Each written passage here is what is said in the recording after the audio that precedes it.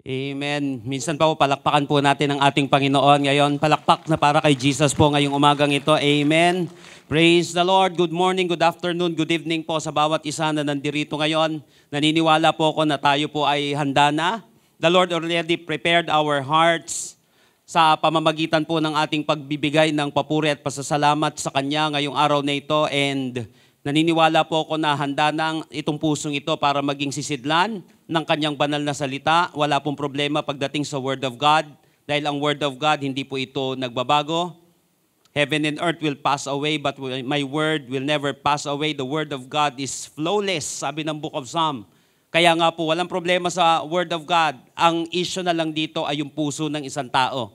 Kaya nga importante yung parable of the sower, kung ano yung dadatnan na puso ng salita ng Panginoon, depende po kung paano yon mamumunga, kung paano yon magpe-penetrate sa kanyang buhay. And naniniwala po ako sa ating pananambahan, pag-aawitan sa kanya, pakikinig ng kanyang salita. Naniniwala po ako na kung saan magiging magandang sisidla ng ating mga puso para nang sa gayon, ito po ay mag-ugat, yung salita ng Panginoon, maging rooted siya sa ating puso at ito po ay lumago at ito ay mamunga, mapakinabangan, di lamang natin, kundi ng mga tao na nakapaligid sa atin. So tayo po ngayon ay nasa last installment po ng ating series ngayong buwan na ito ng July. So next week po, pag-uusapan natin, napakaganda ng brand new series natin. Next week, ang pag-uusapan po natin doon, ang tema po natin doon ay yung hot seat. Ito po yung dealing with life's greatest questions. Yung mga greatest questions sa buhay natin, ito po yung i-deal natin. We will talk about life, everything na napaka-importante na dapat pag-usapan natin at malaman natin patungkol sa buhay natin. Kaya po next week, napaka-importante po nito, napaka-life-changing ng ating pong mga pag-uusapan. Bring your family and friends, and of course, tayo rin, kasama tayo dito na ihahanda natin ang ating puso. But today, we will end this series with a bang. Dahil napaka-importante po nito, may kinalaman kasi ito sa mga pinagdadaanan natin sa buhay. Okay lang kapag ang pinagdadaanan natin, tayo po ay mga pinagpapala ng Panginoon. Masaya tayo doon. Kaya lang, what about kapag tayo ay nakakaranas ng suffering? When we are experiencing suffering, the question is, can we still experience blessings? Again, when we are experiencing sufferings, can we still experience blessings? Tayo pa rin po ba ay makakaranas ng pagpapala ng Panginoon sa panahon na tayo ay dumadaan sa napakaraming pagsubok ng ating buhay? Isa po sa mahirap na sitwasyon, pinakamahirap na unawain ng isang tao ay kapag siya ay dumadaan sa pagsubok sa kanyang buhay. Kasi dito tayo masusubukan. Sa panahon na tayo ay dumadaan sa matitinding pagsubok ng ating buhay at dito rin naman tayo lumalago. Karamihan po ng mabibigat, karamihan po ng matitinding blessing ng isang tao, matinding growth ng isang tao, nangyayari po yan. Diyan po lumalabas yung pinakamatitinding blessing naman niya. Kaya lang, hindi nakikita yun ng pangkaraniwang tao. Na kapag siya ay dumadaan sa mabibigat na pagsubok, pwede ko pa rin bang maranasan ang Panginoon? Pwede ko pa rin bang, hindi lang ang Panginoon pwede ko pa rin bang maranasan ang pagpapala ng Panginoon? Kasi ang akala ng iba, kapag ako ay dumadaan sa pagsubok, wala nang blessing. Whereas, napakaraming pagpapala ang matatagpuan sa panahon na may suffering. Tandaan natin, there are blessings in the midst of suffering. Kaya lang ang tanong, minsan nga, tatanungin pa natin, mauulit pa kaya itong pagpapala ko? Pagpapalain pa kaya ulit ako ng Panginoon, lalo na dito sa kalagitnaan ng suffering na ito na aking nararanasan? Ito po yung pag-uusapan natin ngayon. I want you to open your Bible with me in 2 Corinthians chapter 1, verses 8 hanggang 11. 2 Corinthians chapter 1, verses 8 hanggang 11. Sabi po ni Apostle Paul, sa mga taga-Korinto, my friends, I want you to know what a hard time we had in Asia. Our sufferings are so horrible and so unbearable that death seemed certain. Verse 9, in fact, we felt sure that we were going to die. But this made us stop trusting in ourselves and start trusting God who raises the dead to life. Verse 10, God saved us from the threat of death, and we are sure that He will do it again and again. Sabihin nga po natin, again and again. Ulitin ko ba? And we are sure that He will do it again and again. Nasa kalagitnaan sila ng pagsubok nito. Verse 11, please help us by praying for us. Then many people will give thanks for the blessings we receive in answer to all these prayers. So join me in our message today entitled, God will do it again. God will do it again. Ito pong context nito, mapapansin natin na sila po ay, sinabi niya nga dito, certain. Yung death, nasa matitinding pagsubok. I want you to know what a hard time we had in Asia. At dito sa Asia, nakaranas sila ng halos, wala na yung buhay nila. So yung pinakamatitinding pagsubok na kanilang nararanasan nung panahon nito, at sinabi niya sa verse 10, and we are sure that He will do it again and again. Question is, are you also sure that God will bless you again and again? Naniniwala ka ba na kayang ulitin ng Panginoon yung matitinding pagpapalang yon sa panahon na dumadaan ka sa iba't ibang pagsubok? Naniniwala po ako na kaya natin napakinggan, mapapakinggan ang mensaheng ito. I don't know kung ano yung uri ng mga sufferings na ating nararanasan. But let me submit to you that Jesus is the same yesterday, today, and forever.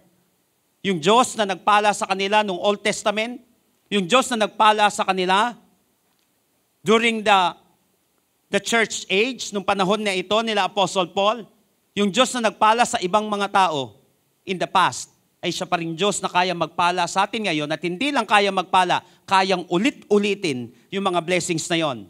The question is, paano makakaranas ng paulit-ulit na blessing sa panahon ng suffering?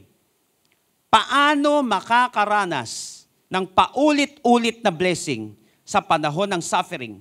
Naniniwala po ako na lahat tayo ay may pinagdaanan, may pinagdadaanan, at may pagdadaanan pa. Bakit kailangan may pagdaanan pa? Kasi buhay ka pa eh.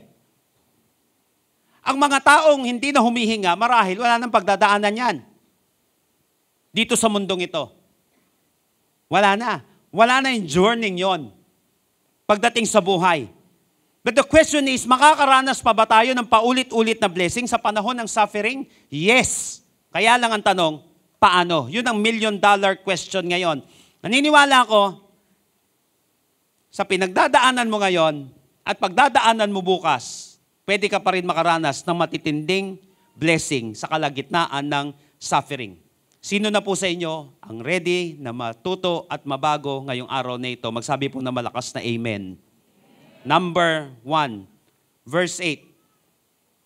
For we do not want you, sabi ni Apostle Paul sa kanila, for we do not want you to be unaware, brothers and sisters, regarding the affliction that happened to us in the province of Asia.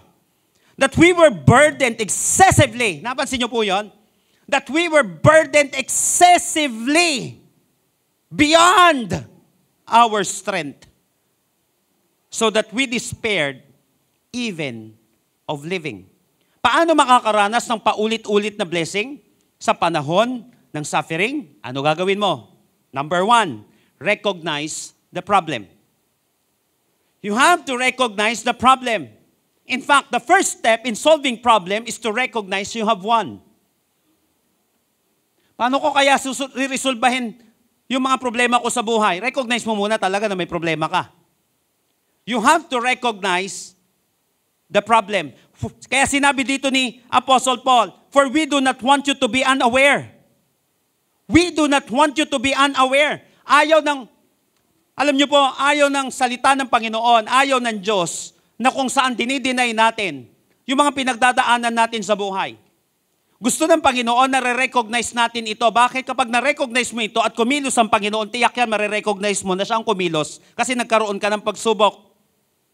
So what to do? First, stop denying your suffering. Stop denying your suffering. Verse 8, for we do not want you to be unaware, brothers and sisters, regarding the afflictions that happened to us in the province of Asia. Therefore, the struggle is real. Sabihin nga po natin, the struggle is real. Totoo itong mga struggles na ito nararanasan natin sa buhay. Hindi ka nananaginip. Pwede mo lang kurutin ng bahagya yung katabi mo eh. Totoo yan. Meron talaga. The struggle is real. We do not know what happened to them in Asia. Hindi po natin alam exactly kung ano yung nangyari sa kanila dito sa Asiang ito. Though it likely involved opposition to the gospel of Jesus in some way. Pero mapapansin natin dito, na sinabi niya na we were burdened excessively beyond our strength. Hindi na talaga nila halos makaya yung burden na ito. Nangyayari ba sa'yo ito ngayon? Na yung burden na nararanasan mo, excessive na and beyond your strength? So that we despaired even of living, sinabi niya. Halos sirap na kami mabuhay dito o tingin namin di na kami mabubuhay. Ultimo sila Apostle Paul, na sinasabing mga spiritual giants o mga super spiritual na mga tao ng panahon na yon. They stopped denying their suffering. And let me submit to you that you can serve God. Ito maganda. You can serve God and suffer at the same time. Pwede palang naglilingkod ka sa Panginoon at nagsasuffer ka at the same time. Kaya nga, don't ever believe a lie. Na kapag ikaw ay na kay Lord na, wala ka ng pagsubok na mararanasan. Everything is okay. Walang burden. Walang panganib. Hindi, meron. Kasi kapag yan ay pinangako natin, yung hindi naman pinapangako ng Panginoon, once na makaranas ang isang mananampalataya ng pagsubok, kasi pinangakuan siya ng ganon, mukha yatang sasabit siya doon. At sasabit ka. Dahil tiyak yan, kahit na kay Lord ka, makakaranas ka ng pagsubok. Ito nga lang ang matindi. Ganun din naman pala. Hindi ganun din naman pala. Kasi pwede pa rin, yung mga pinagdadaanan ng mga unbelievers ay pagdaanan mo. Kaya lang, mas gustuhin mo na dumaan ka sa pagsubok na kasama mo si Lord kaysa wala si Lord. Because the presence of God can make a big difference sa mga pinagdadaanan natin. Di bali na makaranas tayo ng pagsubok. Ganon din naman kapag hindi ka rin naman nanampalataya kay Lord, may pagsubok din naman. Di magkaroon na ng pagsubok, dumaan na ng pagsubok, nakasama natin ng Panginoon. Dahil naniniwala tayo ng Panginoon, He promised us in His Word that He will never leave us nor forsake us. He will be with us even to the end of the age. Kaya mas masarap na dumaan ng pagsubok na kasama natin ng ating Panginoon. Amen po ba? Come on, praise the Lord. Praise God. Stop denying your suffering. We can serve God and suffer at the same time. Remember, denialism is what drives people to reject the truth. Again, denialism is what drives people to reject the truth. Kare-reject ng mga kadidinay ng mga tao, hindi na nila nakikita yung katotohanan. And there is no doubt that denialism is dangerous. In some cases, we can point to concrete examples of denialism causing actual harm. Alam niyo po ba mga kapatid, in South Africa, isa pong presidente na nasa office niya nung between 1999 hanggang 2008 was influenced by AIDS denialists. Na-impluwensyahan itong presidenteng ito ng mga AIDS denialists sa South Africa. Dinideny nila yung link between HIV and AIDS or even yung existence ng HIV. At nag-cast ng doubt itong mga AIDS denialists na ito on effectiveness of antiretroviral drugs. Wala magagawa yan. 666 lang yan. Sa demonyo lang yan. Ngayon, itong reluctance na ito ng presidente to implement national treatment program, gamit itong antiretroviral na drugs na ito o ng gamot na ito ay naging dahilan po kung bakit maraming namatay nung panahon nila. Ang alam niyo po kung ilan namatay dahil sa pagdi-deny nitong presidenteng ito? Dahil naniwala siya sa mga age denialist na ito, 330,000 na tao ang nawala during ng panahon niya dahil lang sa pagdi-deny. Again, denialism is what drives people to reject the truth. Maraming karamdaman na sana gagaling yung tao kung hindi niya lang dinideny yung karamdaman na yon.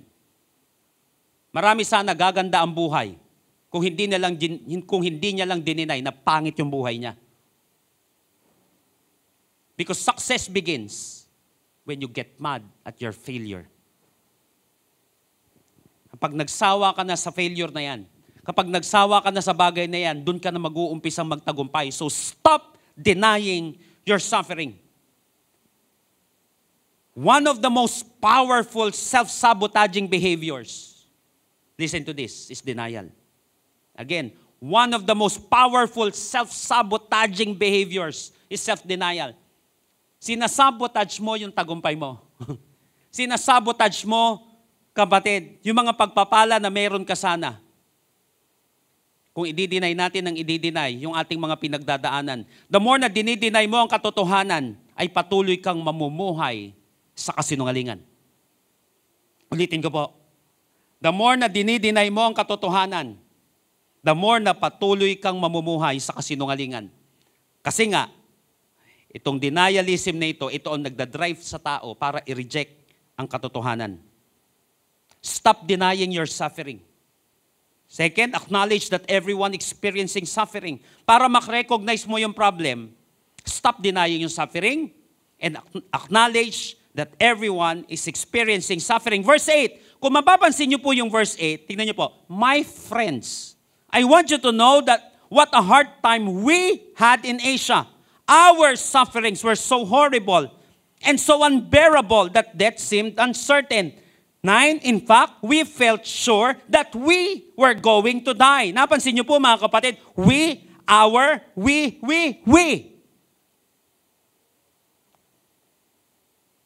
Ang maganda din, para hindi tayo natatakot na i-recognize yung problema, we have to acknowledge that everyone is also experiencing suffering. Tandaan, hindi lang ikaw ang nahihirapan. Hindi lang ikaw ang may kabigatan. Hindi lang ikaw ang nasasaktan. Sabi mo nga sa katabi mo, hindi lang ikaw. Kasi kapag feeling mo, ikaw ang lahat ng bumubuhat ng burden sa family. Ikaw ang lahat ng bumubuhat ng burden sa gobyerno. Kapag feeling mo, ikaw lang ang nahihirapan, teka lang kapatid, that's denialism. Kasi kala mo ikaw lang. Kaya importante dito, hindi lang naman si Apostle Paul. Yung mga kasama niya rin na mananampalataya. Stop denying your suffering. Acknowledge that everyone is experiencing suffering. Ito maganda. Pangatlo, you can share your burden to others. Kasi hindi mo siya i-share pag di mo nire-recognize yun. Tignan niyo po, verse 11. As you also join, sabi nga po natin, join. As you also join in helping us by prayer, so that many people will give thanks to God on our behalf for the gracious gift given to us through the help of many. Napansin niyo po yun, join, help. You can share your burden to others. Allow yourself to express your fears and emotions. Ulitin ko. Allow yourself to express your fears and emotions. Kami po, na-train kami. Especially po ako, dahil panganay ako. Na-train po ako hindi pwedeng may emosyon. Gugulpihin ka sa bahay namin pag may emosyon ka. Hindi pwedeng maipagsuntukan ka, iiyak-iyak ka. Nako, yung ratan kayang mabali sa akin yan. Pag naipag-away ka, harapin mo yan. Hindi ka pwedeng mag-burst ng emotion. Ganon karobot. Bata pa lang. May maganda sa kabilang side, pero marami rin hindi maganda. Kasi tandaan natin, tao tayo. Create ng Panginoon ang emosyon. Nakuha po natin yon. Kaya lang, pwede ka madaya ng emosyon, pero pwede rin naman mapagpala ka ng emosyon. Kaya sabi ng Panginoon, love the Lord your God with all your heart, with all your mind, and with all your strength. Sisirain ka ng isip na ito. Sisirain ka ng lakas na ito. Sisirain ka ng emosyon na ito, ng pusong ito kapag wala sa sentro si Lord. Pero pagpapala yan pag nasa sentro ang ating Panginoon. Kaya lang, may tendency sa isang tao na wala siyang pinagsasabihan, na hindi siya nakakapag-unload ng kanyang mga kabigatan. Even yung mga spiritual giants na ito, as you also join in helping us by prayer, nangangailangan pa rin sila ng tulong. So sa panahon na nakakaranas ka ng suffering, you can share your burden to others. Ganyan ang pagre-recognize na may problema ka talaga. Allow yourself to express your fears and emotions. Open up to trusted friend and loved ones. Ingat ka nga lang sa tinatawag na, listen to this, emotional dumping or trauma dumping na tinatawag. Mag-ingat ka dyan. Yung tinatapunan ka ng basura na wala kang kaalam-alam. Di ba ang daming ganyan? Hindi, sige, magsalita ka lang, pakikinggan lang kita. Yun ang problema mo. At yun ang problema niya. Kaya maraming mga tao, nagmukhang basura yung buhay nila kasi tinapunan lang naman sila ng basura ng mga tao. Tandaan natin, dalawang importanteng bagay, dalawang importanteng tool, pamamaraan para bumigat din ang buhay mo. It's dalawang bagay, instruction or impartation. Turuan ka na magloko, turuan ka na bumigat ang buhay mo, or makinig ka lang na makinig, nakakapag-impart na pala ng kalokohan at ng spirit yung taong yon without knowing. Akala mo napaka-open mo lang kasi parang ang bait. Okay maging mabait, pero dapat matalino ka rin. Kaya maraming nabobola, maraming na-scam, maraming naloloko kasi puro puso ang pinaiiral at hindi sinasamahan ng isip. Nakuha po natin yon. Kaya ingat sa emotional dumping na tinatawag. Yung nakita mo na negative na yung sinasabi niya o kaya pasira yung buhay niya, wala kang ginagawa. Emotional dumping yon. Okay? Kabaliktaran naman yon na kung saan napakinggan mo, pero ipinanalangin mo siya, nakaw mo yan, pinag-pray mo siya, pinag-pray mo yung sarili mo, humingi kayo ng tulong ng Panginoon, hindi ka naging basurahan ngayon. Naging channel of blessing ka. Ingat po doon kasi ginagamit yan ng kaaway ngayon. Barkada mo lang, kaibigan mo lang, yung mga tao lang, sige lang, receive ng receive. Tapon naman sila ng tapon ng basura sa'yo. Magkaiba yon. Pero mga kapatid, kailangan pa rin na kung saan mag-unload ka. Hindi kasi pwede, natural kasi sa mga tao, default sa mga tao yung mag-unload. Kailangan talaga natin yan. Kaya lang ingat lang tayo na gawin natin basurahan yung buhay ng isang tao. Kaya nga nandiyan naman si Lord eh. As you also join in helping us by prayer, so that many people may give thanks to God on our behalf for the gracious gift given to us through the help of many. Biruin mo, may mga taong tutulong sa pananalangin. May mga tao naman na sila naman yung answered prayer. Ang galing eh, no? May mga bagay na ikaw ang mananalangin, tapos iba gagamitin ni Lord. Ikaw yung prayer warrior, sila naman yung answered prayer. O minsan pwede rin both. Pero ang maganda dito, marunong kasi sila mag-recognize ng problem. By sharing their burden to others. Tandaan, denying the problem will only take you farther from the solution. Ulitin ko ha, denying your problem will only take you farther from the solution. Ilalayo ka lang sa solusyon ng pagdi-deny. Ilalayo ka ng denial sa solution. So the first step in solving a problem is to recognize you have one. Recognize a problem. Verse 8, dun ka makakaranas na ng mga blessings kasi tinigil mo na yung pagdi-deny. Pangalawa, in-acknowledge mo na hindi lang naman ako nakakaranas nito, marami rin mga tao. At pangatlo, I can share my burden to others.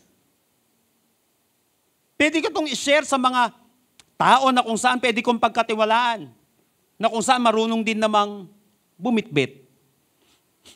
Kaya ingat din kayo sa pinagsishare nyo ng burden. Baka walang kakayahan yung taong yun, na ipasa lang natin yun. Hindi niya kaya, nahigop niya na nahigop, naging sponge siya. At lalo din bumigat yung buhay niya. Or maybe nahawa siya sa spirit na ganon, galit. Kumbaga level 1 lang ang galit mo, nung shiner mo, naging level 5 yung galit niya. Because hindi niya alam kung ganon. Naging emotional dumping ang tawag doon, or trauma dumping. Pero napaka-importante, mamili ka rin ng mga tao kasi hindi pwede. Kasi tayo ay dinisenyo ng Panginoon sa community. Kaya importante ang isang tao, may community ka.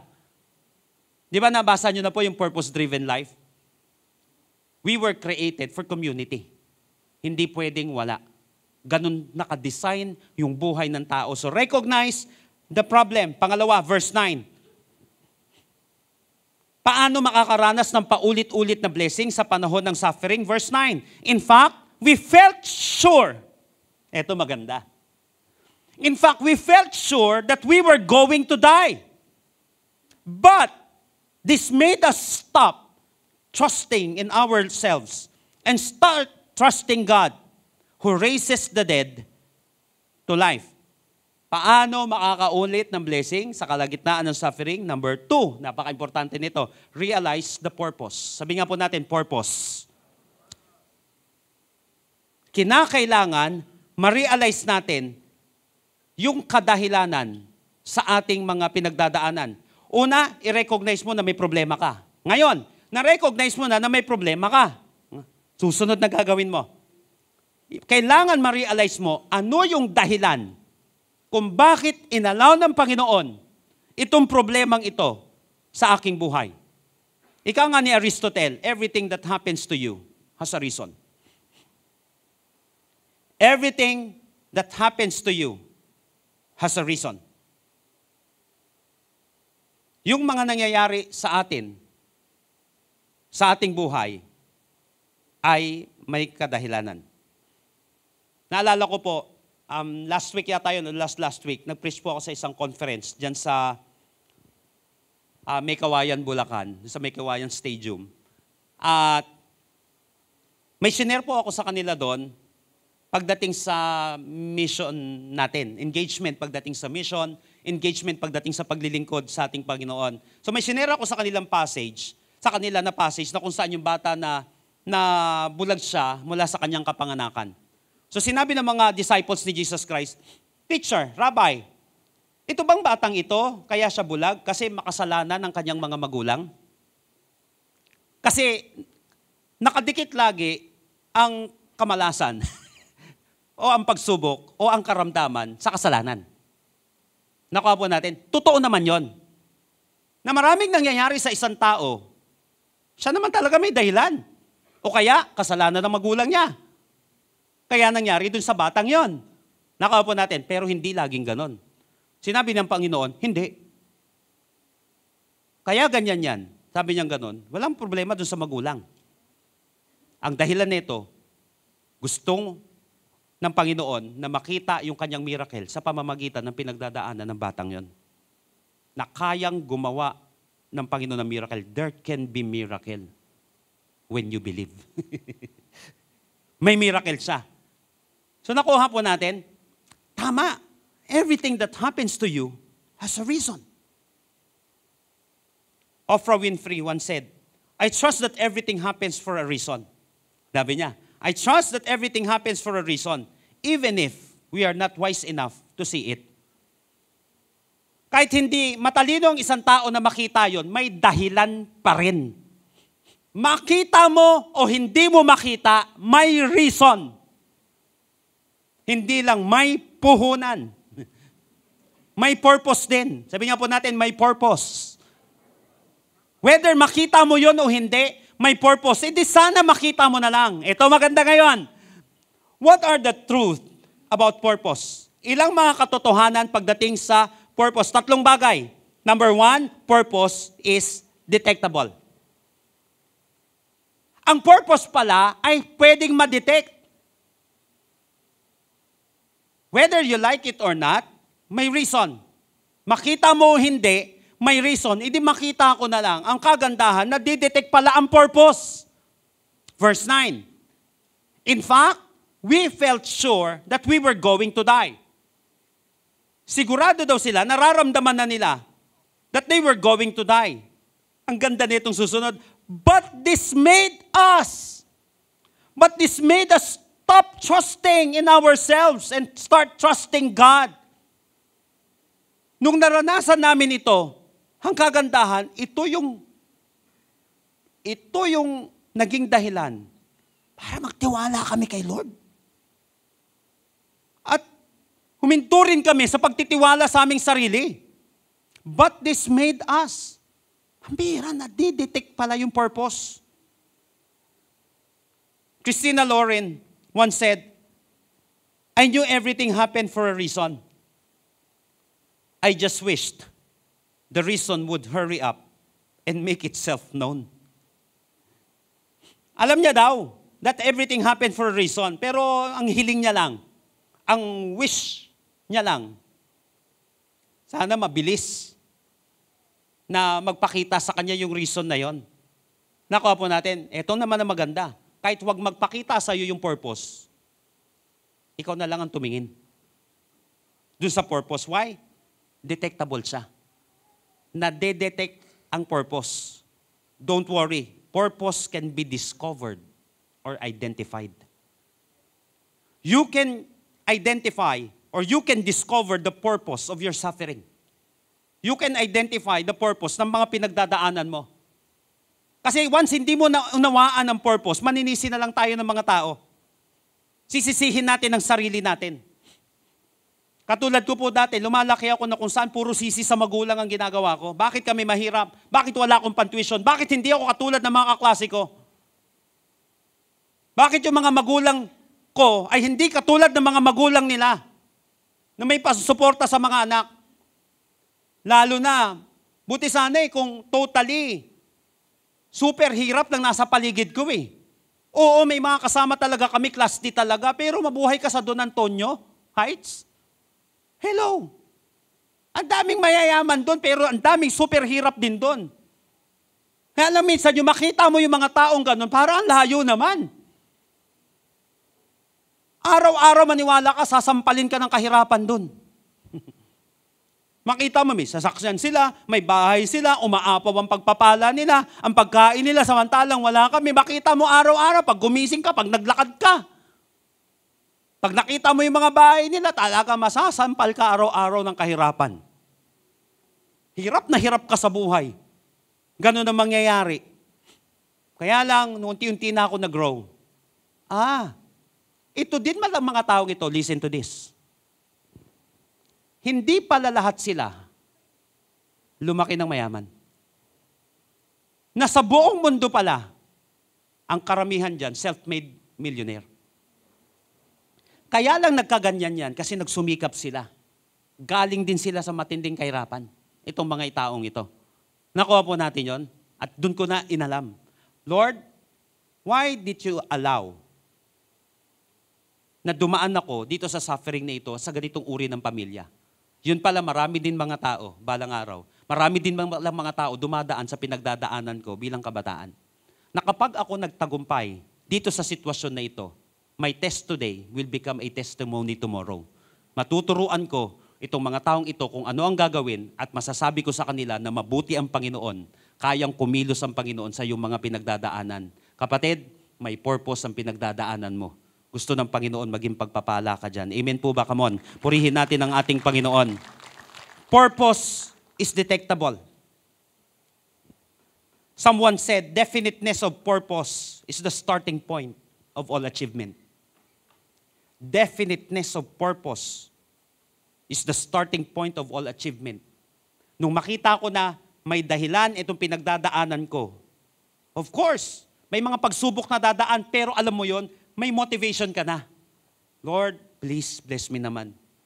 Para nang sa gayon, maging pagpapala ako sa mga taong ito balang araw. Lord, pagpalain mo po ako nang sa gayon, maging pagpapala ako sa kanila. Sa anumang kapamaraanan dito sa aking mga pinagdadaanan. Purpose is detectable. Second, purpose is preventive. Sabi dito, but this made us stop trusting in ourselves. Yung purpose pala, hindi lang siya detectable. Preventive din siya. Pipigilan ka nito na gawin yung mga hindi mo dapat gawin. Kasi kapag malinaw na, pag clear sa'yo ang purpose, madali nang i-reject yung mga hindi kasama dito. Madali nang ma-reject, hindi kasama ito sa purpose ko sa buhay. O, reject, reject, reject.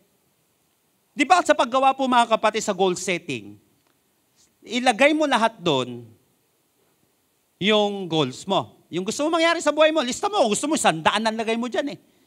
100, basta lista mo lang, exhaust mo lahat yon. And then, ang gagawin mo sa dulong-dulo, you have to narrow down. Ano yung mga hindi naman kung dapat isama dito? Minsan nga kahit tama tanggalin mo pa rin eh. Kasi sa dami-dami ng aabutin mo, hindi mo maabot yan lahat. I-narrow down mo yan. Halimbawa, yung 100, i-narrow down mo sa 10. Yung 10, i-narrow down mo sa 5. Yung 5, i-narrow down mo sa 3. Pero yung 3 maiiwanan, kapag yan na-hit mo, tatamaan yung 100. O tatamaan yung 10. Nakuha po natin mga kapatid. Kaya nga ang purpose, preventive yan. Tutulungan ka niya na wag mong gawin yung dapat hindi mo gawin. But this made us stop trusting in ourselves. Kaya ngayon, madali ako magsabi ng no. Dati po, lalo tayong mga Pilipino. Mahirap tayo. Hirap tayong magsabi ng no. Nakuha niyo po yun? Ang dami nating mga paligoy-ligoy. Hindi ka naman pala pupunta, sana sinabi mo ng hindi para hindi nag-i-expect yung tao. Nasisira tuloy tayo. Nakuha po natin yung reputation natin kasi hirap tayo magsabi ng no. Pero huwag kang matakot na mag-reject ng maganda o na pangit na alok kapag ito ay hindi nakalapat sa purpose mo. Nakuha po natin? O halimbawa, may benteng nang liligaw sa'yo. O madali mo nang i-reject yung iba doon. Wala kang Lord sa buhay. Puro ka, ano ka ba, drug lord ka ba, waiting Lord? Pipiliin mo, praise the Lord. Yung may Lord sa buhay, yung may praise the Lord, yung nagpupuri sa Panginoon, ito tanggalin mo na, madali na ma-eliminate ngayon. Yung 10 yun, itira mo na yung 3 praise the Lord. Dito, yung may Lord sa buhay niya. So nadidetect mo na paunti-unti ngayon. Purpose is preventive. Ayaw niya palang sumama sa journey ko, di, wag. Yung gustong sumama, di, wow. Kuha po natin yon. Whether sa business o yung mga sa decision making natin araw-araw. Kapag malinaw sa iyo yung purpose, una, it is detectable. Second, it is preventive. Sabi ni Thomas Carell, the person without a purpose is like a ship without a rudder. The person without a purpose is like a ship without a rudder. Alam niyo po yung rudder? Yung may steering wheel yan, di ba? Para sa mga seaman nandito. May steering wheel yan. Pero yung rudder, yan na nagbibigay ng direksyon. Doon yung rudder sa barko. Nakuha po natin, pag may purpose ka, pag wala kang purpose, wala kang direksyon. Ibig sabihin, madali kang tangayin ng hangin. Kung ano ang ibuga sa'yo, doon ka pupunta. Kasi walang purpose. Hindi kayang i-prevent yung mga hangin na kung saan tatama sa kanya. Pero ang kagandahan, if you are a purpose-driven Christian, if you are a purpose-driven person, you can prevent unnecessary or unlikely things sa iyong buhay. The person without a purpose is like a ship without a rudder. Madaling matangay ng iba't ibang hangin. Ito pa maganda. Pangatlo, purpose is detectable. Purpose is preventive. Pangatlo, purpose is powerful. Sabi nga po natin, powerful. And sabi na dito, but we felt sure that we were going to die. But this made us stop trusting in ourselves and start trusting God who raises the dead to life. Purpose is powerful. Makapangyarihan ang purpose. Start trusting God. Dito na-prevent sila na magtiwala sa sarili. Ang matindi, no, sinabi na nga ni Apostle Paul Beyond our strength na to. Minsan ng isang tao, alam mong mahina ka na nga dyan eh. Alam mo na nga nabobola ka na. Nagtiwala ka pa sa talino mo. Nagtiwala ka pa sa sarili mo. Ang mahirap ganun eh, no? Pinagtiwalaan mo pa sarili mo, edi lalo ka nang sasablay ngayon. Buti na lang daw. Na-detect nila ito. Ito daw yung nangyari, ba't hindi nila ginawang magtiwala sa sarili nila at ito din yung naging dahilan kung bakit sila nagtiwala sa Panginoon. And start trusting God who raises the dead to life. So purpose is powerful. Dito ngayon kukuha ka ng pinakamatinding talino, walang iba kundi kay Lord. Dito ngayon kukuha ka ng pinakamatinding lakas na galing sa Panginoon. Kasi hindi ka magtitiwala sa sarili mo, bagkus magtitiwala ka sa salita ng Panginoon. Kasi ang salita, nakaka-deceive yan. Very powerful ang words. But it can make or break you. So magtiwala sa salita ng ating Panginoon because heaven and earth will pass away, but my word will never pass away. Sinabi nga sa book of Isaiah, the grass withers and the flower fall. But the word of God stands forever. So wag magtiwala sa salita lamang natin at sa salita ng iba, kundi magtiwala tayo sa salita ng ating Panginoon. Realize the purpose. Titignan natin ngayon, ano Lord, ang kadahilanan mo. Bakit ako dumadaan dito? Di ba lagi ko nga po sinasabi, kapag malinaw ang dahilan, maiiwasan ang ayawan. So kahit na dumaan ako sa mga test na ito, bakit ka may test? Estudyante ka eh. Kaya nga may pinapagalitan ako, kahit minsan ako, lalo na yung mga pastor. Kaya minsan medyo ako ng ganun eh, kaya medyo irritable ako. Irritable in a way na holy naman yata, holy irritation. Lalo na mga leaders ang kausap ko sa Bible School. Why tatamad-tamad ka mag-aral? Tapos nangunguna ka ng tupa mo. Wala kang karapatan manguna ng tupa mo kapag tamad ka mag-aral. Ano ibubuga mo sa tao? Katamaran? Ayaw mo nang mag-exam. Binibigyan kita ng exam, tinuturuan kitang matuto, ayaw mo. Ano ituturo mo sa tao? Kapo natin yun mga kapatid. Ano ituturo natin doon? Sabi ko, kaya may exam, may purpose yan. Kaya tayo may mga activities, may purpose ito. And the purpose is powerful. Pag nalaman mo, bakit ako may test? Kasi student ako. Itong test na ito, dito lilitaw kung talaga nag-aaral ako. At kung if ever nag-aaral ako at hindi ko nasagot ito, at least nakita ko kung ano yung mistake ko. Kaya nga ako nag-aaral, hindi para maging perfect. Nag-aaral ako para magkaroon ng progress. So sa panahon na magkamali ako, ibig sabihin, mag-aaral ako. Di kung alam ko ng lahat, di na ako mag-aaral. Kaya dati nahihiya po kung sumagot sa mga, pag nagtatanong, recitation, nahihiya ako doon kasi hindi malinaw sa akin ito. Ngayon, nung naging malinaw na sa akin ito, sagot na ako ng sagot. Natututo na akong sumagot. Bakit? Kung magkamali man ako, ibig sabihin, kasi nag-aaral ako. Hindi ko alam ang lahat. Pero kung tama ako, edi bingo. Edi may maganda kang grades. Nakuha po natin yon. Purpose is detectable. Purpose is preventive. Purpose is powerful. Last but definitely not the least. Verses 10 and 11, ito ang ganda nito. He delivered us from so great a risk of death. And He will deliver us. Sabi dito, we have set our hope on Him that He will deliver us yet again. Sabi nga po natin, again. We have set our hope on Him that He will deliver us yet again. 11. As you also join in helping us by prayer, so that many people may give thanks to God on our behalf for the gracious gift given to us through the help of many. Paano makakaranas ng paulit-ulit na blessing sa panahon ng suffering? Ito maganda. Number 3. Reaffirm God's provision. Kinakailangan may reaffirmation na tinatawag. Ano ang ibig sabihin nito? Reaffirm means state again as a fact. Assert again strongly. Uulitin mo lang siya. I-reaffirm mo siya.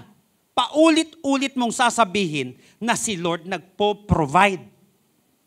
Paulit-ulit mong palalahanan yung mga tao at sarili mo na hindi ka bababayaan ni Lord. paulit-ulit mong sabihin na may purpose ito, that's reaffirmation. State again as a fact. Paulit-ulit, i-reaffirm niya. Paulit-ulit niyang sinabi na hindi sila pababayaan ni Lord, na hindi sila pababayaan ng ating Panginoon. God's provision, ito lang sinasabi niya, that God's provision is still in effect. Umi-epekto pa rin ang provision ng Panginoon kahit na sa kalagitnaan ng ating suffering. Kaya nga po pagdating sa verse 10, sinabi sa New King James Version, ito maganda, tignan nyo. Who delivered us from so great a death, and thus deliver us. In whom we trust, He will still deliver us. Who delivered us, and thus deliver us? We trust that He will still deliver us. So Paul knew that God's work in our life happens in 3 different verb tenses. 3 importanteng verb tenses. Ano yon? Number 1, there was a past provision. I-reaffirm mo yon. State it again and again. There was a past provision who delivered us. Remember, may excellent track record si Lord. I-reaffirm mo lang, si Lord, tinulungan na ako niyan dati sa ganitong pagsubok. May mga pinagdaanan na rin ako in the past. Kumilos ang Panginoon. Kapatid, ulitin ko, may excellent track record si Lord. Mag-backtrack ka. Kung paano naging mabuti sa'yo si Lord in the past. Kaya nga kapag listen to this, kapag nadi-discourage ako ngayon, kumukuha ko ng encouragement ko sa ginawa ni Lord kahapon. Nag-provide si Lord kahapon, magpo-provide din si Lord ngayon. Kaya ni Lord yan. Ginawa niya na yan dati. God made a way where there seems to be no way. Sa akin, hindi ko alam ang gagawin ko, pero si Lord, alam niya ang ginawa niya. In the past, tinulungan niya ako. There was a past provision. Ulit-ulitin mo itong katotohanan na ito, na may excellent track record si Lord sa buhay mo. Second, there is a present provision. Sabi nga po natin, present. Hindi lang siya past, yung re-reaffirm mo. Pangalawa, yung present, and thus deliver us. Kaya nga pagdating doon sa model prayer that Jesus taught us, ano po yung nakalagay? Give us this day our daily bread.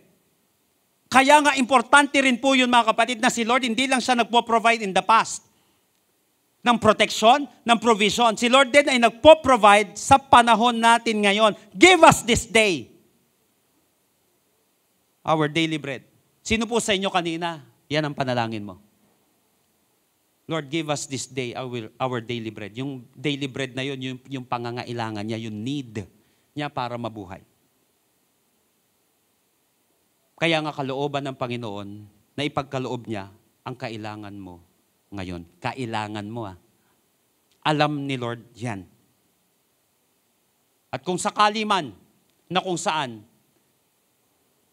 tila baga parang nadidelay yung mga hinihiling natin kay Lord. Ang kagandahan, may number 2 ka. You have to realize the purpose. Ba't nag-pray ako ng sandamakmak na malalamon ngayong araw na ito? Ba't hindi pre-provide ni Lord? Nagpipray ako ng tapa. Nagpipray ako ng ganitong lechon. Ba't hindi nag-provide si Lord? Yung pala, ang taas na pala ng kolesterol mo. Hindi ka nagpapa-check up. Buti na lang, di ka binigyan ni Lord. Nakuha mo, may purpose pa rin. You have to realize the purpose. Gusto pala ni Lord, mag-fasting ka ngayon. Ba't naman pre-provide ng Panginoon? Sa Rise Start po natin yon. Yun na yung timing ng Panginoon na ipoprovide niya yung pangangailangan mo. Remember, there was a past provision, there is a present provision, and third, there will be future provision. Sabi nga po natin, future. In whom we trust that He will deliver us. He will deliver us. Sagot din ni Lord ang future na pangangailangan mo. Ayun ang maganda doon. Sagot ni Lord ang future na pangangailangan mo. Kaya sa mga single dito, sagot ni Lord yan. Kamag-alala. Sabi mo sa katabi mo, sagot ni Lord yan. Future na kailangan mo para sa family mo, sa trabaho mo, sagot ni Lord yan. There was a past provision, a present provision, and there will be future provision. Therefore, God works in us. Listen. God works in us past, present, and future. Kumikilos ang Panginoon past, present, and future. Ito maganda. Tiyak nakikilos si Lord. Tiyak nakikilos si Lord at may gagamitin siya. Verse 11, as you also join in helping us by prayer, so that many people will give thanks to God on our behalf for the gracious gift to us through the help of many. Sabi nga po natin, help. May tulong ang ating Panginoon. Kikilos ang ating Panginoon. Pwede siyang gumamit ng mga tao, ang ating Panginoon. Di ba sinabi ko nga po, pwede ikaw yung prayer warrior, o pwede naman ikaw yung answered prayer sa isang tao. O pwede rin naman both. Pero ang tiyak, kikilos si Lord. So paano makakaranas ng paulit-ulit na blessing sa panahon ng suffering? Sinabi ko nga po, make or break itong mga sufferings na ito na ating nararanasan sa buhay. Kasi minsan, wired ang isang tao na isipin niya lagi na kapag siya ay nakakaranas ng pagsubok, hindi na siya makakaranas ng pagpapala. Ay, etong season na ito, season ito ng suffering. Tandaan mo kapatid, marami nung season ng suffering niya, doon siya nagkaroon ng breakthrough sa business niya. Doon siya nagkaroon ng breakthrough sa buhay niya. Nakuha po natin, kasi yung time ng testing can also be a time of testimony. Remember, expertise ni Lord to. He can turn a mess into a message. He can turn a test into a testimony. He can turn a trial into triumph. He can turn a victim into a victor. Sa panahon ng matinding pagsubok na yan, pwedeng dun mo pa maranasan yung pinakamatinding breakthrough mo. Karamihan ng breakthrough sa gamot, karamihan ng breakthrough sa business, kailan yun? Nung panahon na nakakaranas siya ng mabigat na suffering. So don't waste your suffering. Kasi dyan mo mararanasan yung mga pinakamatitinding blessing. How? Recognize the problem. Because the first step to solve a problem is to recognize that you have a problem. Number 2, realize the purpose. Purpose is detectable, it is preventive, and it is powerful. And then number 3, reaffirm God's provision. God works in past, present, and future. May magandang track record si Lord kahapon. Nagpagaling si Lord kahapon. Nag-provide si Lord kahapon. Naggumawa ng miracle si Lord kahapon. Tignan mo rin yung present. Kaya nga kapatid, listen to this. Tignan mo, ano yung mga blessings sa'yo ni Lord ngayong araw na ito? Para hindi ka ma-discourage. May nakikita ka bang blessing ngayong araw na ito si Lord? Pag hindi, na-deceive ka. Yung buhay mo pa lang at humihinga ka, blessing na yan. So start counting your blessing. Name them one by one. Ano yung blessing sa'yo ngayong araw na ito ni Lord? Naniniwala ka ba na lahat tayo ngayong araw na ito blessed? Nakama. Makatabi mo lang yan, katabi mong yan, blessing na yan. Amen ba? Sabi mo amen. Nakama ka ba din? Mahirap naman yung katabi mong yan, bangkay, di ba? O, tingnan mo, buhay na buhay. Mukhang nakareding ilibre ka pa mamaya. Hindi ko alam. Hindi ko alam. O baka ikaw naman, pwede mo siyang ipag-pray. I don't know. O encouragement ka sa kanya. Hindi ko alam. Pero ang sigurado ko, ngayong araw na ito, pinagpala ka na. Pero ang tsatsakin ko rin kayo kapatid, ang pagpapala ng Panginoon hindi lang kahapon, hindi lang ngayon. Mamaya. Bukas, sa susunod na linggo, sa susunod na buwan, sa susunod na taon. Tiyak yan kapatid, may pagpapala pa rin ang ating Panginoon. Come on, praise the Lord. Praise God. Tayo po lahat ay tumayo sa presensya ng ating Panginoon. Tignan po natin itong verse 10 before we end. Tignan niyo po. Yung text natin. God saved us from the threat of death. Tignan niyo po maigi ito. God saved us from the threat of death. And we are sure, sabihin nga po natin, sure. And we are sure that He will do it again and again. Kapag may salita sa Bible, kaya there is power in repetition. Noong nakaraan, nagkaroon po kami ng mentoring. Sinabi ko sa kanila yung rule of 7 pagdating sa marketing. Yung rule of 7, kailangan, bago mag-yes ang isang tao, nagsimula po yun 1930s yata sa sinihan, na kinakailangan makita ng 7 beses ng viewer yung ipapalabas sa sinihan bago siya manood. At ginawa din po nila ito sa business, yung 7. Na kinakailangan ulit-ulitin mo ang isang katotohanan, ang isang bagay, ang isang produkto, paulit-ulit bago mag-yes yung mamimili. Ganon din naman sa Bible. May power ng repetition. Lalo na tad-tad niyan yung Book of Psalm. Kaya paulit-ulit yan na sinasabi para, hindi para rindihin, kundi para ma-remind yung isang tao at para tumanim sa kanya yon. Ganon din sa Bible. Kapag may paulit-ulit na sinasabi, ibig sabihin, gusto ni Lord na tumatak ito sa atin.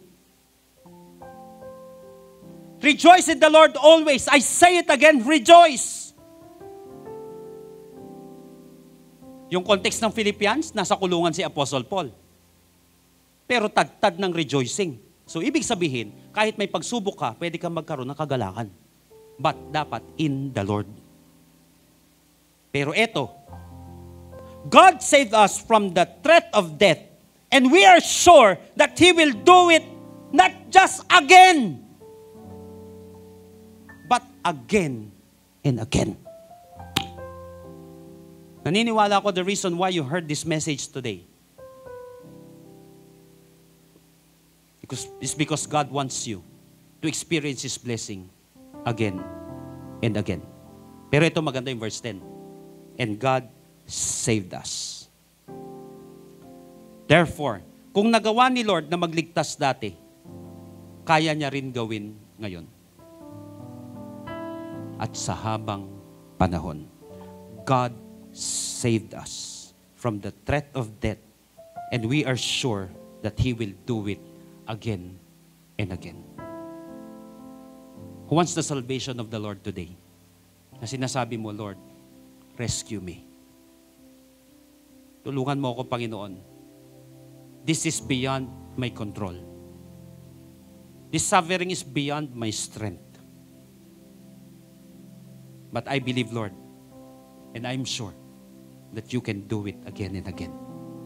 I can be born again. I can be blessed again. You can heal me again. You can make miracle again. You can prosper me again. You can save me from this situation again. Kung nagawa ni Lord dati, kaya niya pa rin magligtas ngayon. I want you to close your eyes right now. Between you and God. It's between you and God lang ngayong oras na ito.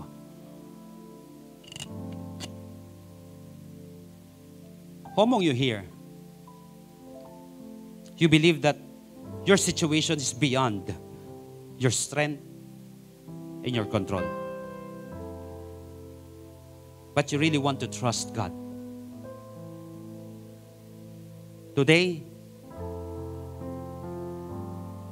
God can save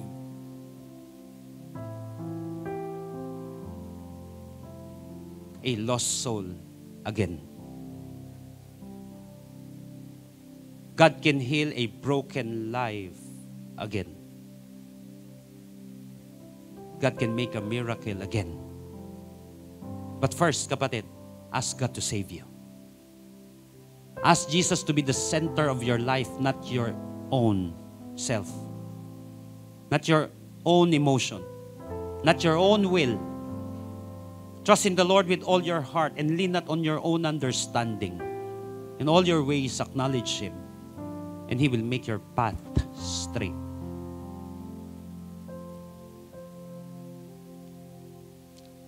Give your life to Jesus. If you want to be saved today from your situation, if you want to save today sa anumang mga pinagdadaanan mo, kapatid.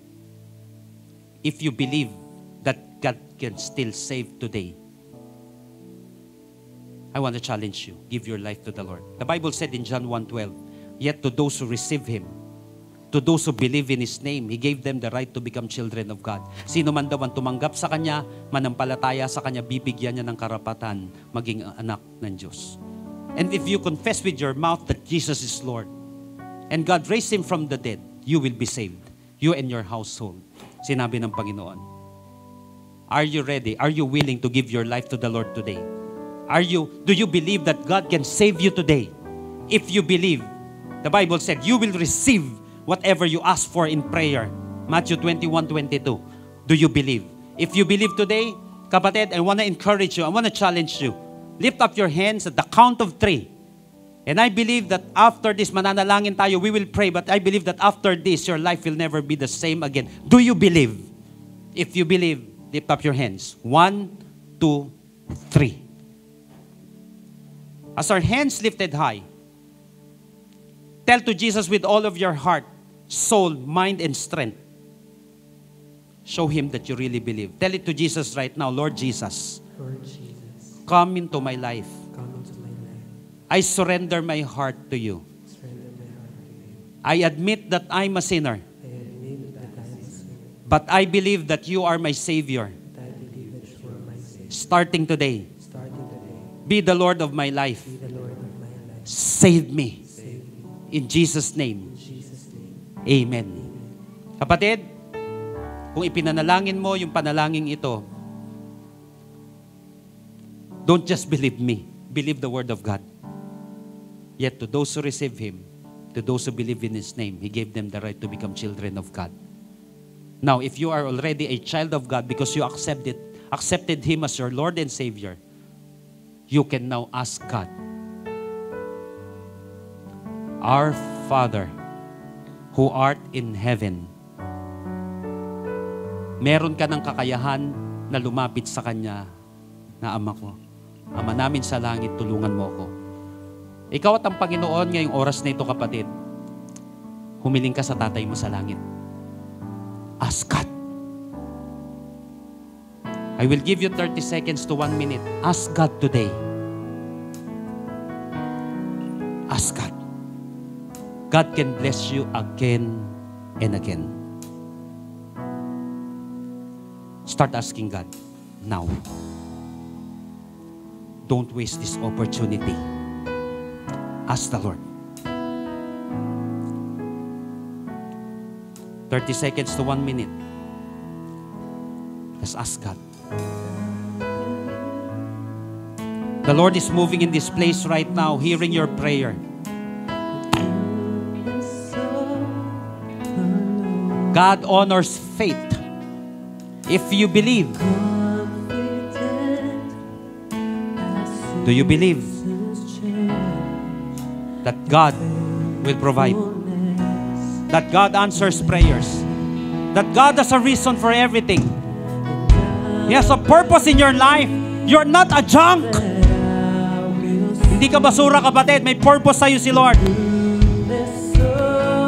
God has designed you for something, for greater things.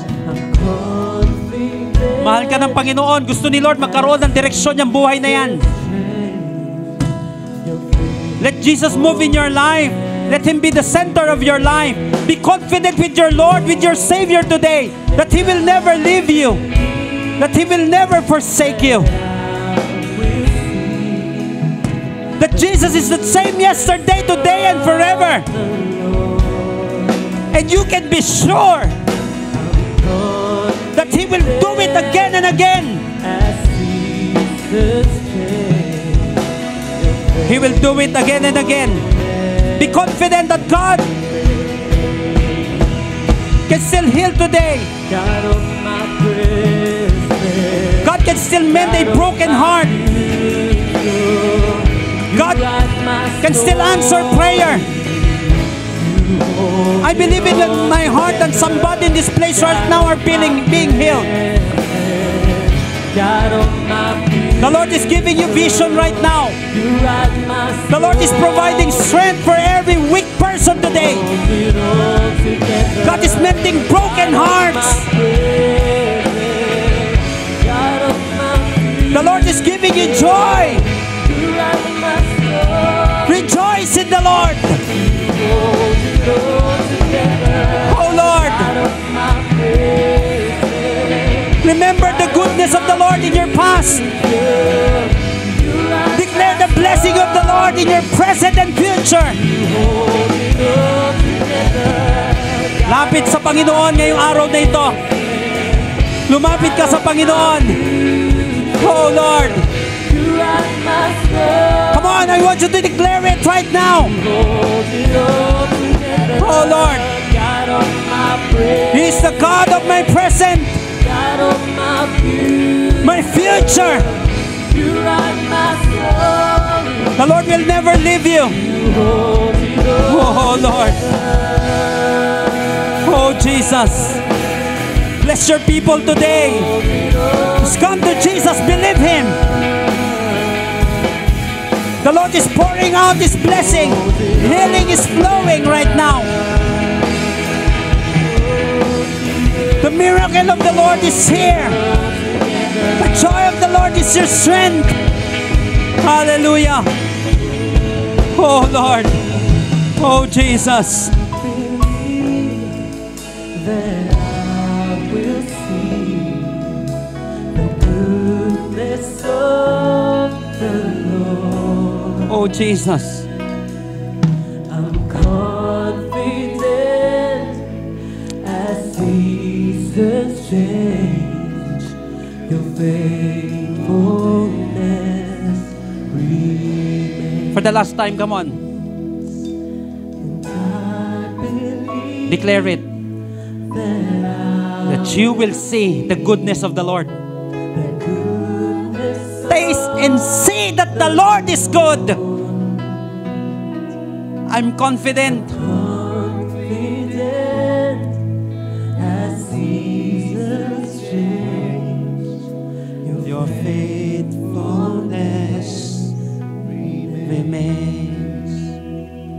Thank you, Lord, for being faithful. Though sometimes we're unfaithful, but you're still faithful. You have said in your word. Hindi madidiktahan, Panginoon, ng pangit na buhay namin yung kabutihan mo, yung kagandahan mo, Panginoon. Hindi madidiktahan, Panginoon, ng mga failures namin, ang grace at mercy mo, Panginoon. Salamat po, Panginoon. Thank God because Jesus is the same yesterday, today, and forever. The Jesus who healed, who blessed, and who made miracle in the past is also the same Jesus who heals today, who provides today, and who makes miracles today. Thank you, Lord,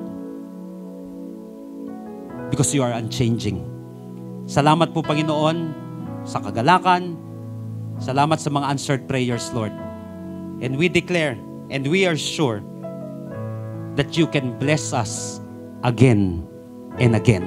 Salamat po, Panginoon, sa iyo po ang pinakamataas na papuri, pasasalamat at pagsamba. Galing sa iyong mga anak na pinagpala mo paulit-ulit. Salamat po. Ito po kami panalangin sa pangalan ni Jesus. Lahat po yung magsabi ng Amen and Amen. Come on, palakpak ng paulit-ulit na pinagpapala ng Panginoon. Praise the Lord. Amen.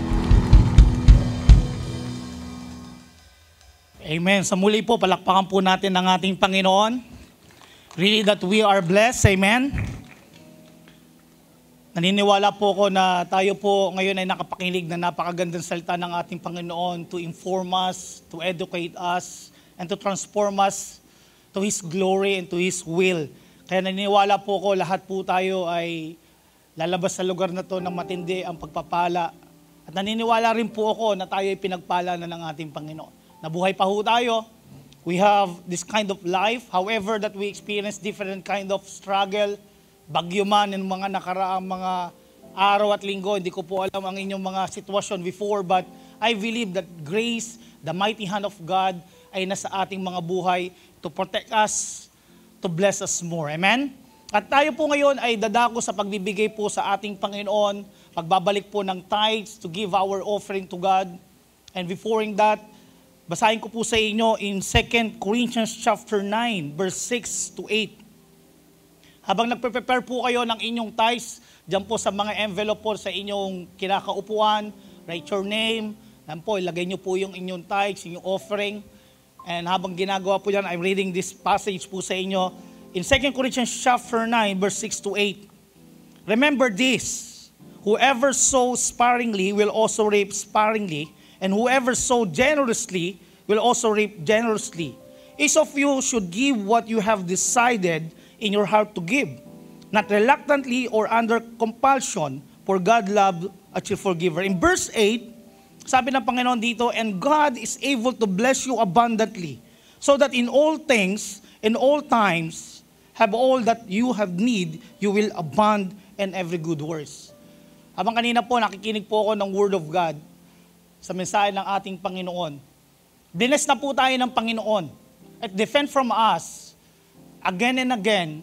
Yung blessing ng Panginoon nandiyan na po, but defend from us sa tanim na gagawin po natin sa pagbalik ng tithes, offering, yung again and again na blessing of God ay mararanasan po natin na mas higit dun sa inaasahan po natin. You are believing for that. Amen? Naniniwala po tayo na ang plano ng ating Panginoon is to bless us more. Kaya kapatid, I encourage everyone. This is encouraged from the Word of God. Taniman mo na. Taniman mo na yung graduation mo if you are a student. If you are a businessman, businesswoman, taniman mo na yung expansion ng business mo. Taniman mo na yung house and lot mo. Taniman mo na yung mapapangasawa mo. And I believe this coming days, this coming month, this coming years, sabi na at pangako ng ating Panginoon, you will experience abundantly the blessing of God, the will of God sa ating mga buhay. Amen? If you're excited about that, sige po, hawakan niyo po yung envelope and let's pray. Lord, marami po salamat. We acknowledge you in this place. Thank you po sa word na napakinggan po namin. And really, God, we are blessed. We are transformed. Sa tulong po ng Banal na Espiritu, lalakaran po namin to. Maintindihan po namin ang purpose for everything that happened to us. Lord, right now, God, Lord, magbabalik po kami ng aming tithes. We give our offering, seed offering, Panginoon. At alam ko, Panginoon, ito ay papuri. This is a worship to you, O God. Lord, bless those hands, those life right now. Alam niyo po, Panginoon, ang kalagayan at katayuan ng buhay ng bawat isa, Panginoon. Ang kanilang pinagdadaanan, Panginoon. And however of that, they are giving and faithful to you, God. Sa kanilang tithes, in their offering to you, Lord. Lord, bless continually their life right now in the name of Jesus. In all aspect of their life. In their needs right now. In education, in the promotion of the work, Panginoon, expansion of their business, Lord. Lord, I believe, God, bless us more in the wisdom from you, God. In every decision we make, sa aming mga buhay, Panginoon, patuloy kami lalakad sa inyong kalooban, Panginoon. Lord, pagpalain niyo po, Panginoon, ang buhay na to. Itong kamay na to, Panginoon. Maraming salamat po, Panginoon. Ito po'y ginagawa po namin na masaya. Excited po kami, Panginoon, sa ginagawa niyo, Panginoon, sa buhay namin. However, God, sometimes hindi namin naintindihan as of now, but the word of yours, sabi mo, Panginoon, maintindihan namin yan this coming days sa kalooban mo. Maraming salamat, Panginoon. Purihin ka, dakilain ka, Panginoon. Sa pangalan ni Jesus, amen and amen and amen. Ayun na po ay magbigay sa Panginoon.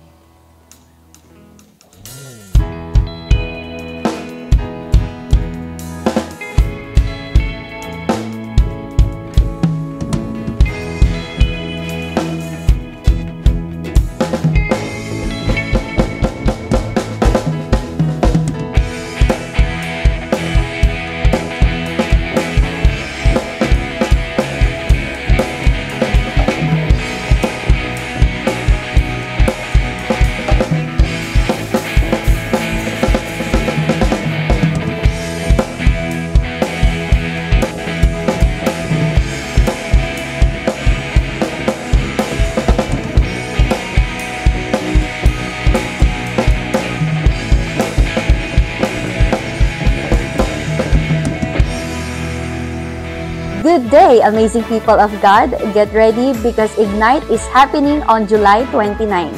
Join us as we gather as the body of Christ and listen to another life-changing message. And registration is now open. You may register for the regular rate of 50 pesos, and on the day, the registration fee for July 29 is 100 pesos. You may kindly check the Facebook page of Amazing Hope Main Campus for more details. Invite your friends, disciples, and family only here at Amazing Hope Christian Church International, where amazing things happen. Amen. Magkita-kita po tayo sa ating pong Ignite at naniniwala ako na si Lord ay patuloy po tayong palalaguin, patuloy tayong i-empower, patuloy tayong babaguhin. Sino po dito ready pa for more from the Lord? Pwede ba magsabi ng malakas na amen na may kasamang palakpakan? Amen. Ganyan pag ready ka pa for more from the Lord. Amen po. Who among you here, you're blessed? You know you're blessed today? You receive something from the Lord. Meron tayong tinanggap sa Panginoon. Kaya hindi ka uuwing luhaan. Hindi ka uuwing nawalan. Kundi ikaw ay uuwing pinagpala at patuloy na pagpapalain pa po ng Panginoon. So if you may, you can stand right now in the grace of God. And can you at least sa dalawang tao, can you declare to the person near to you, sabi mo sa kanya, God bless you more. And as we declare that, we believe that that person will be blessed. Kasi yung nag-declare ay blessed din. I want to tell you this, never believe a lie that you are, or your life is a curse. You are blessed.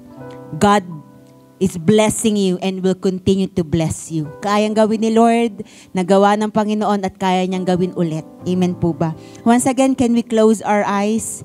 And in your own words, can you just thank the Lord for everything that He has done today? Let's thank the Lord for His presence that is so generous in this place. Let's thank the Lord for His word na tinanggap mo ngayon.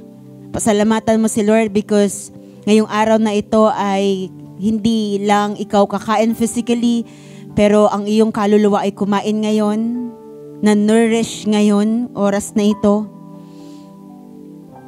Thank God for His empowerment today na magiging dahilan why you can face your tomorrow, why you can face those struggles. Maybe hindi ka aalisin ni Lord agad sa struggle na yan, pero sasamahan ka niya at pagtatagumpayin ka niya. Father God, we thank you. We bless you and we praise you, God. We honor you today. We appreciate your presence. We appreciate your word. We appreciate everything about you, God. Ngayon, Panginoon, as we leave this place, hayaan mo, Panginoon, na lalabas kami ng lugar na ito, dala-dala yung pagpapala, Lord, na galing sa iyo. Lord, this blessing that we have right now, ay hindi po namin sasalilinin, Panginoon. We're gonna share it to others. Allow us, Lord, to share this blessing, God, to our families, to our friends, to our community, Lord. Allow us, God, to share this blessing, Lord, to our office mates, to our classmates, God. Hayaan mo po, Panginoon, na maging daluyan din kami ng blessing. At habang, Panginoon, ginagawa mo yun sa amin, I know, God, that you will continue to bless us. That even, God, sa panahon na ginagamit mo kami bilang blessing sa other people, Panginoon, sa ibang mga tao, Panginoon, hindi kami magkukulang. Kasi, Panginoon, ang amin pong ibabahagi sa iba ay apaw ng pagpapala mo, Panginoon, sa amin. Indeed, God, I pray that you will let your people, God, experience an overflowing of your blessing, God. An overflowing of your favor, Lord. They will experience healing and miracle, God. And they will also, God, testify once again, Lord, your goodness, God, sa kanila pong buhay. Excited po kami, Panginoon, sa marami pa pong testimonies, God, na i-create mo po at maririnig po namin. Marami pong salamat. God, I pray that you protect each and everyone as we leave this place. Ingatan mo po ang bawat isa. And for the rest of this week, God, gabayan mo po kami. May your presence be upon us. Once again, if you may, you can raise your hand and receive this benediction from the book of Numbers. When you say, I receive, I want you to believe increase that faith, activate that faith. Believe na yung i-claim mo ngayon will definitely happen into your life. Amazing people of God, may the Lord bless you and take care of you. I receive. May the Lord be kind and gracious to you. I receive. And may the Lord look on you with favor and give you peace. I receive. Father, we receive all these things in the mighty name of Jesus. And everybody will sing aloud. Amen and amen. God bless everyone. See you next Sunday. My heart and flesh cry out for you, the living God. Your spirit's water for my soul. I've tasted and I've seen. Come once again to me. I will draw near to you. I will draw near to you. There is one day in your place. There is one day in your house. There is one day in your voice. It doesn't elsewhere. There is one day in your voice. There is one day in your house. There is one day in your voice. It doesn't elsewhere. There is one day. There is one day in your house. There is one day in your voice. It doesn't elsewhere. There is one day in your place. There is one day in your house. There is one day in your place. Thousand elsewhere. Thousand elsewhere. God bless church. See you next Sunday. Thank you, Jesus.